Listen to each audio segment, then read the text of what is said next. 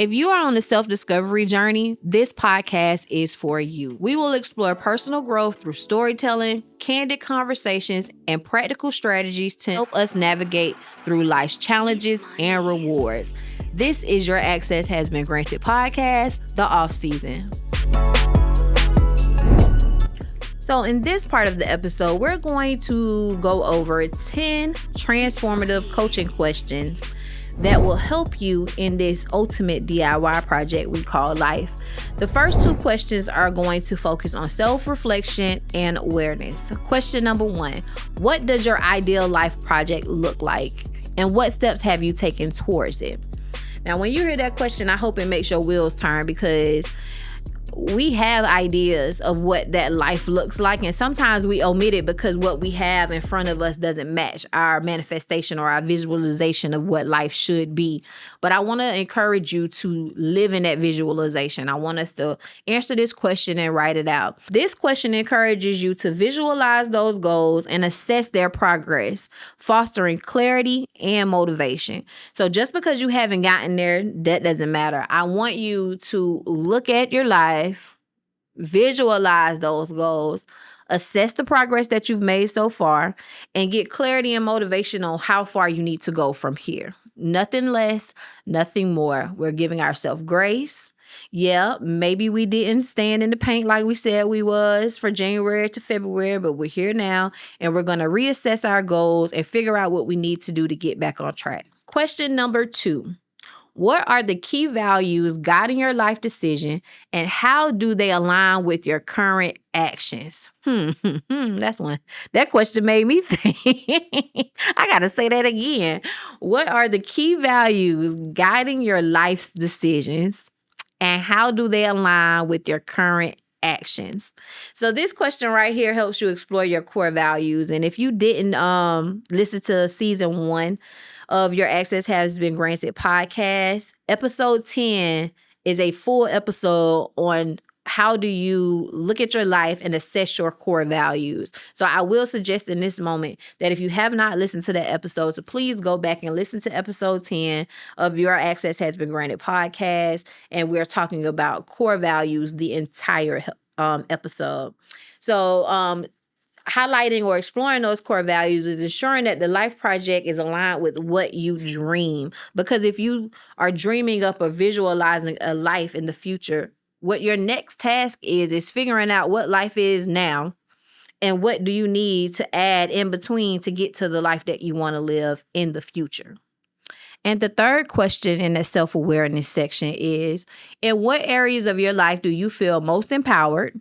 And where do you seek more independence?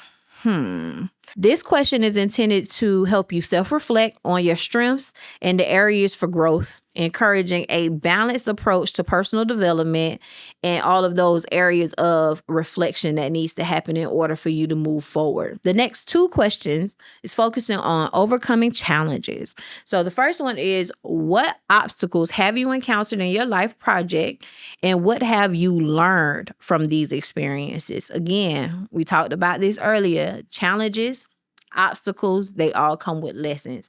This is encouraging you to view challenges as a learning experience and figure out what can you take away from those experiences in order to, 1, try your best not to repeat them again, or 2, teach someone else how to do a process easier and faster.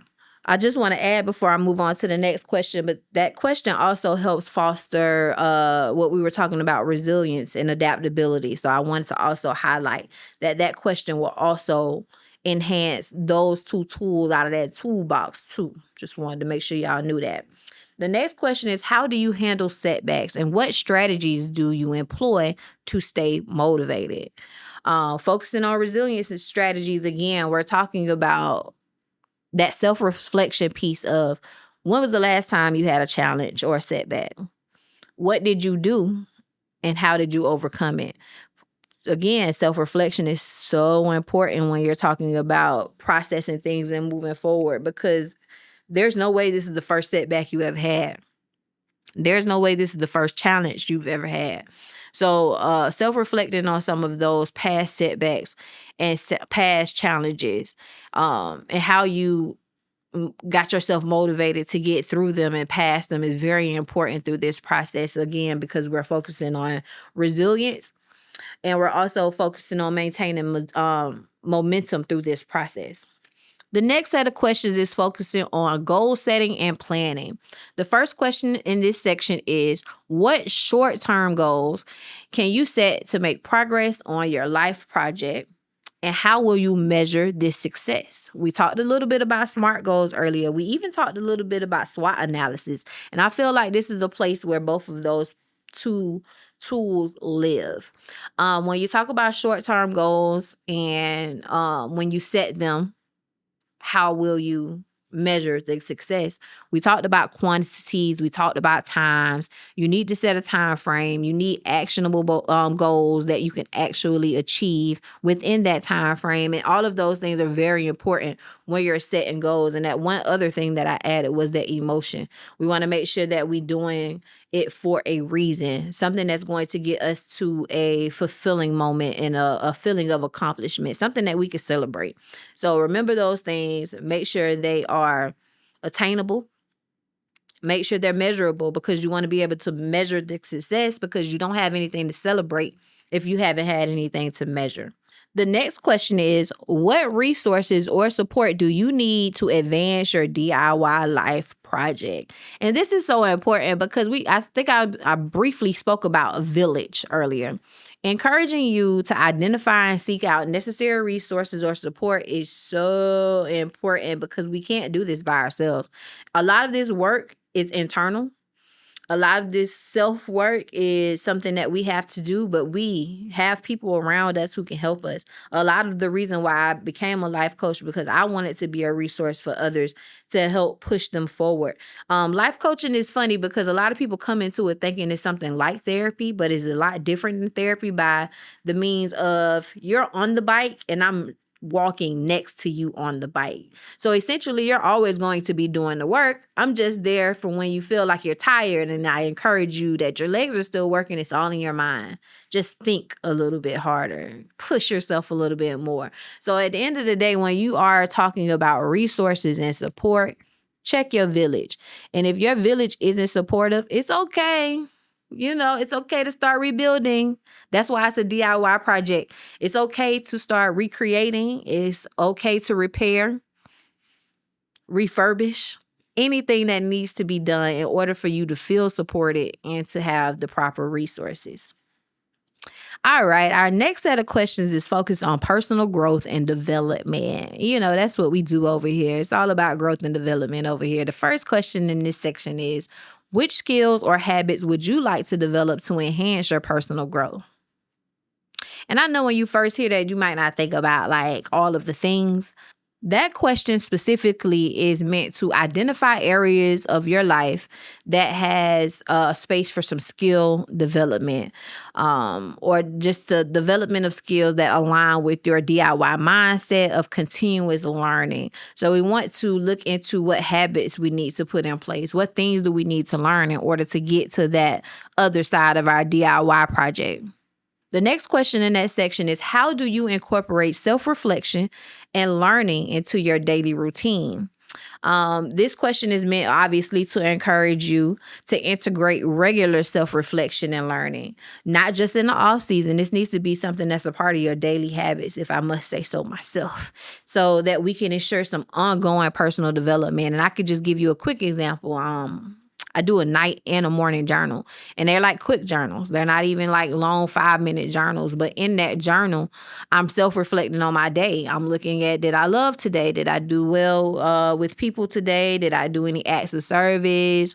What obstacles arose? What do I need to work on or put on my to-do list for the next day in order to move past the obstacle for today? So all of those things are incorporated when you're doing daily self-reflection. And if you incorporate that on a daily basis, it won't be so overwhelming in the off season. And when I said earlier in the season, probably episode 1 or episode 2, that I did the work in order for this season of my life to look different than it has in the last few years, I really contribute my daily routines and habits, including self-reflection on a daily basis, to be one of the things that help me overcome this season a little bit better more than I have before, because I still have downtimes. If we're being completely honest, today I'm a little off.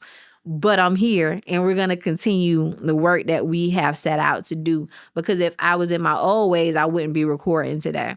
But since I have committed to the purpose that I have, and I've committed to seeing this through and executing this idea, I'm here today. So even in those moments when we are self-reflecting and we like, ooh, I might get in my bag tonight and be like, you probably could have recorded that episode a little bit better today, but guess what? It's recorded.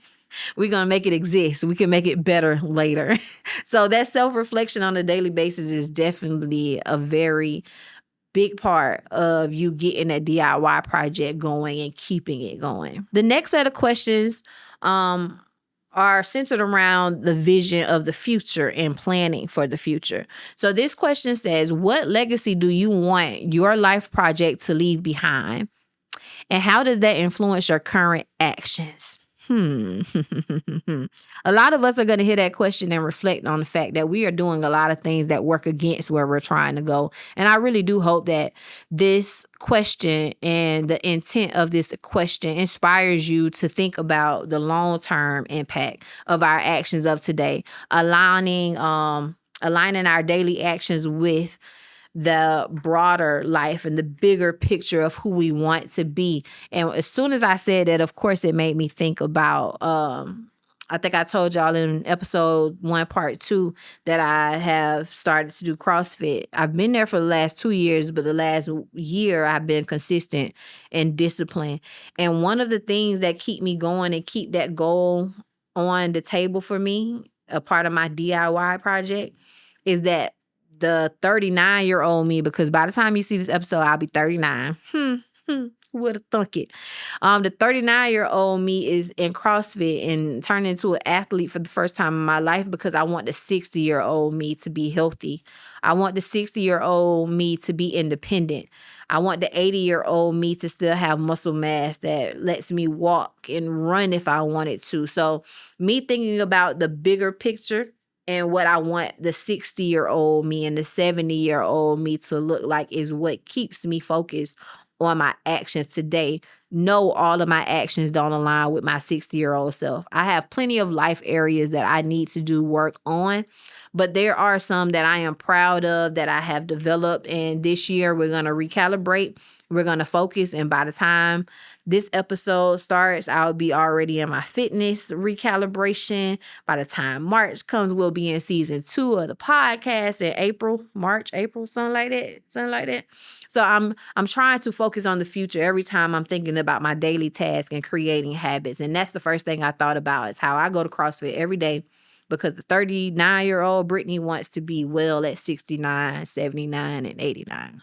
I don't know why I thought I had more questions, but that was the 10th question. So again, I want to encourage you, and I'm hoping that these questions have helped you look at your life in a way to where you feel like you want to design and facilitate deep reflection. You want to inspire action.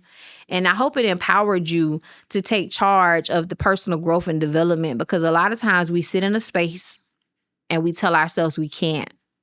But a lot of times that's just simply self-limiting beliefs. We can do anything we put our mind to.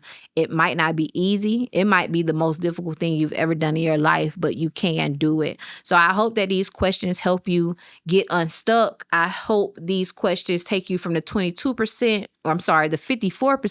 to the 22% of the people who in 2023 was struggling, but those 22% stuck to it. That's a very small percentage when you look at the grand picture. And sometimes we got to just be intentional. We got to work extra hard to be a part of the few, because the majority, believe it or not, are not even writing down goals.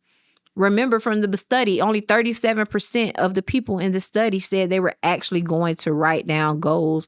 When we talk about people that's being self-aware, It's only 7 to 10% of people in the world who even care to be self-aware. So if you're here on this podcast and you're listening with me and you're giving me feedback and we're talking about these episodes, I know that your intent is to be a part of the few. You want to be a part of the minority, the people who actually put intent into learning and being better for themselves, that in fact makes us better for everyone else. And if everyone would put a little bit of work of encouraging themselves to be better, trusting themselves, actually sticking to the plans that we put in place, we can do our work and then teach someone else to do that work too.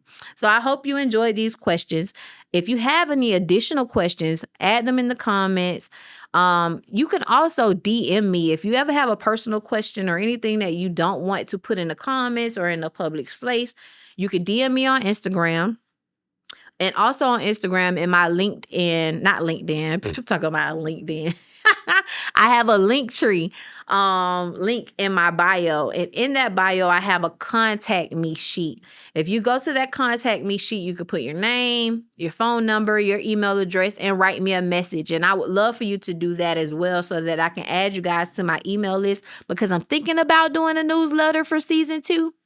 It's a thought. I'm saying it out loud because, again, this is the off season. We're relaxed. I'm not doing too much. I'm not overthinking this process. I'm in a full flow. But when it comes to season 2, we're going to put a little bit more intention into developing something for you guys. So if that's something you would like, let me know. If a newsletter would be fun, let me know. And if you would like for me to add you to my contact list, please go to that link in my bio on Instagram. And I'll also add that link to my YouTube description so that you guys can contact me and leave me your email addresses and any questions or suggestions that you have, and I will be able to add you to that list so that when season 2 comes around, any fun new things that we're going to add, you'll be on the list and you'll be the first ones to know. I hope you enjoyed this episode. I can't wait to see you next time. Bye.